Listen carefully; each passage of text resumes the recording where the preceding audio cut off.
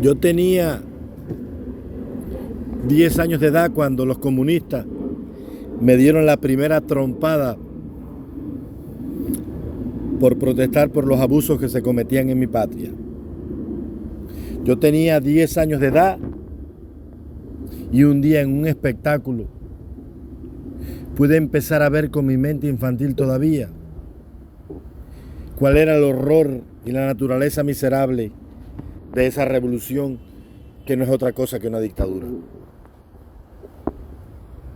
Yo era un muchacho y vi cómo llegó a cierto lugar de mi país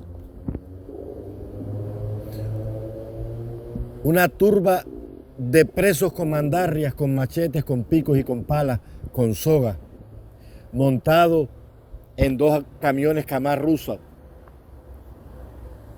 de tablas azules, de barandas a medio camión, custodiados por 4 o 6 patrullas de la PNR y varios policías de la motorizada. Llegaron a un lugar de Cuba, a una barriada que se había sentado en un lugar de campesinos que habían sido engañados para que entregaran las tierras que quedaban a cambio de una pensión de 65 pesos cubanos, que les iba a permitir, según las autoridades de la agricultura y de la ANAP, vivir una vida mejor. Con 65 pesos los compraban y los engañaban para que dejaran sus tierras abandonadas, para que se cundieran de marabú y para que en la improductividad el hambre cundiera los campos de Cuba y arrasara las ciudades como hoy están. La misma política de exterminio y de hambre de Stalin. Calco, fiel y copia de la barbarie que se cometió contra Ucrania en el año 1932, cuando mataron 15 millones de campesinos de hambre, con esa misma política de exterminio que fue la misma que se utilizó en el Escambray cubano. Y llegaron a aquella barriada de una provincia de Cuba en un lugar olvidado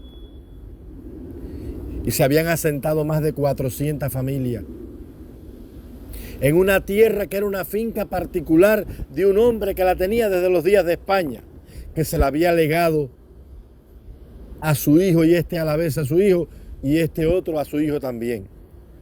Una tierra que no fue otorgada por el robo de la llamada reforma agraria ni cosa semejante. Aquel hombre había vendido los solares a 50 pesos. Y allí en su tierra, en su propiedad, se habían asentado los campesinos que no querían seguir viviendo esa vida miserable, sin aperos de labranza, sin fertilizante, sin semilla, sin precios justos para sus cosechas, sin condiciones de vida humanas en el campo, sin electricidad, sin refrigerador, sin una lavadora, sin una política agrícola que les permitiera acceder a un exceso de producción para tener una mejor vida, metidos en pueblos donde los temporales de lluvia no permitían que saliera si no fuera en un caballo, en una mula, en un burro, o cargando sobre tus espaldas tus muebles, tus mesas, tus sillas, tus hijos, los enfermos. Una barbarie, una cosa terrible. Y asentados allí, llegaron un día, era un domingo en la mañana, y sin ton ni son sacaron empujones a todos los habitantes de aquellas miserables casas que se habían hecho con cartón prieto y cartón tabla que se utiliza para hacer muebles, y un tabloncillo que venía de Rusia, que los cortaban y los hacían como si fueran alfajías para los techos. Y sin respetar a nadie, sacaron ancianos en taburetes y en sillas de ruedas miserables, y sacaron cunas para afuera con sus bebés y no les importó si los ponían debajo del sol. Le sacaron los calderos de harina de aquellos miserables y humeantes fogones de leña. y todo el que se resistió le cayeron a palo y lo esposaron y cometieron con ellos la misma barbarie que el pueblo de Cuba vio en estos meses. Y con tractores y con aquella horda de presos miserables, porque si hay un país que ha dado miserable es esa Cuba, comenzaron a alar aquellas casas por los horcones y por los cimientos y tumbaron todos aquellos ranchos y le pegaron candela y arrasaron con todo y allí no dejaron nada. Y fue terrible lo que pasó ese día. Y yo era un niñito con 10 años y fui a mirar.